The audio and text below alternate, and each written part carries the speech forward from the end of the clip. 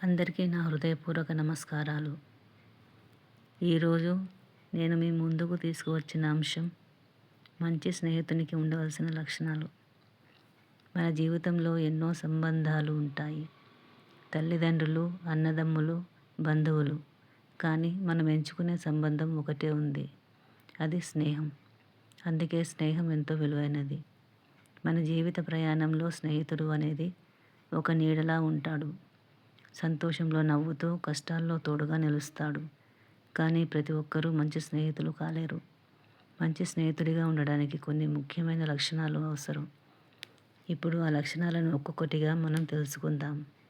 మంచి స్నేహితుడి మొదటి లక్షణం నిజాయితీ. నిజం చెప్పడానికి ధైర్యం ఉండాలి. నిజమైన స్నేహితుడు మన తప్పులను కప్పిపుచ్చడు. మన మంచి కోసం చెబుతాడు. కొన్నిసార్లు అది కఠినంగా అనిపించినా అదే నిజమైన ప్రేమ.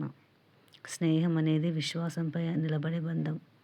మనం చెప్పిన విషయాలను గోప్యంగా ఉంచగలగడం ఒక గొప్ప లక్షణం. విశ్వాసం కోల్పోతే స్నేహం కూడా కోల్పోతాం. కష్ట సమయంలో తోడుగా నిలిచేవాడే నిజమైన స్నేహితుడు. అవసరం వచ్చినప్పుడే సహాయం చేయడం, ఓదార్పు ఇవ్వడం చాలా ముఖ్యమైన లక్షణం. మనకు ఉన్న లోపాలను అర్థం చేసుకుని ఓర్పుతో ఉండడం స్నేహితుడి గొప్ప లక్షణం. ప్రతి మనిషి పర్ఫెక్ట్ కాదు.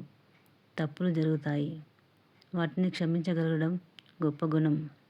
మంచి స్నేహితుడు మన విజయాన్ని చూసి అసూయపడడు. మనతో కలిసి సంతోషపడతాడు.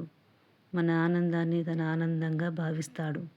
స్నేహితుడు కేవలం సరదాగా గడిపే వ్యక్తి మాత్రమే కాదు, సరైన మార్గంలో నడిపించే వ్యక్తి కూడా. తప్పు మార్గంలో వెళ్తుంటే అడ్డుకునే ధైర్యం ఉండాలి. స్నేహంలో గౌరవం చాలా ముఖ్యం. ఒకరి భావాలను మరొకరు గౌరవించాలి.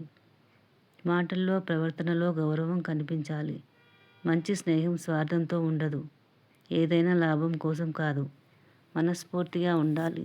స్నేహంలో చిన్న చిన్న గొడవలు సహజం, కానీ వాటిని పెద్దగా తీసుకోకుండా క్షమించగలగడం చాలా ముఖ్యమైన లక్షణం.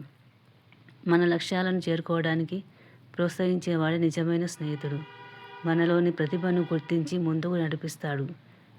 ప్రియమైన స్నేహితులారా, ఈ లక్షణాలు ఉన్న వ్యక్తి నిజంగా గొప్ప స్నేహితుడు. కానీ మనం ఎప్పుడూ ఒక ప్రశ్న అడగాలి: నేను మంచి స్నేహితునిగా ఉన్నానా అని. మనం కోరుకునే లక్షణాలు మనలో ఉండాలి. మనమే ముందుగా మంచి స్నేహితులుగా మారితే మన జీవితంలో మంచి స్నేహితులు తప్పకుండా వస్తారు. ఈ కాలంలో సోషల్ మీడియా, బిజీ జీవితం వల్ల నిజమైన స్నేహం తగ్గిపోయింది. కానీ మనం నిజాయితీగా, ప్రేమతో, గౌరవంతో వ్యవహరిస్తే స్నేహం ఎప్పటికీ నిలుస్తుంది. చివరగా ఒక చిన్న సందేశం: స్నేహం అనేది మాటల్లో కాదు, మనస్సులో ఉండాలి. దూరం ఎంత ఉన్నా, పరిస్థితులు ఎలా ఉన్నా, నిజమైన స్నేహితుడు ఎప్పటికీ మనతోనే ఉంటాడు. అందుకే మనం మంచి స్నేహితులుగా ఉండాలి. మంచి స్నేహితులను ఆదరించాలి. ధన్యవాదాలు.